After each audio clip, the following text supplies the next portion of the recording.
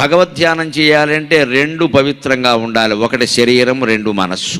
శరీరం పవిత్రంగా లేకపోతే చికాగ్గా ఉంటుంది, చెమట పట్టేసి చీమలు దోమలు కుడుతూ ఉంటాయి. శుభ్రమైన ప్రదేశంలో కూర్చోండి, స్నానం చేసి శుభ్రమైన బట్ట కట్టుకోండి అని చెప్పారు. అందుకని దానివల్ల ఏదో అయిపోతుందని కాదు. అక్కడ నియమం నిష్ఠ అంటారు, గమనించండి. నియమం లేకపోతే నిష్ఠ కుదరదండి.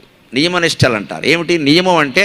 పొద్దున్నే లేవడం, 5:30కి ముందే లేవడం, స్నానం చేయడం, కాస్త ఉతికిన బట్టలు కట్టుకోవడం. పట్టుబట్టలు అవసరం ఏం లేదు ఇక్కడ, అలా ఏం చెప్పలేదు. సాధారణంగా పట్టుబట్ట దేవుడి పూజ దగ్గర ఎందుకు కట్టుకుంటారంటే, పట్టు అంటే ప్లాస్టిక్, దానికి దుమ్మెదన పడితే రాలిపోతుంది వెంటనే.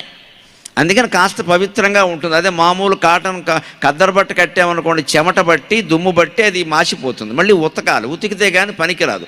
పట్టుబట్ట ఉతకక్కలేదు, ఉతకకూడదు కూడా, కాస్త నీడలో ఆరేస్తే చాలు. అందుకని పట్టుబట్ట కట్టుకోండి అన్నారు. కానీ ఉతికిన బట్ట కట్టద్దని చెప్పాలి. దేవుడి పూజకి ఎప్పుడు ఉతికిన బట్ట ఉంటే చాలు, ఎందుకంటే శుభ్రత కోసం. అది కూడా అది ఎప్పుడు ఏమవుతుంది, మనస్సు బాగుంటుంది.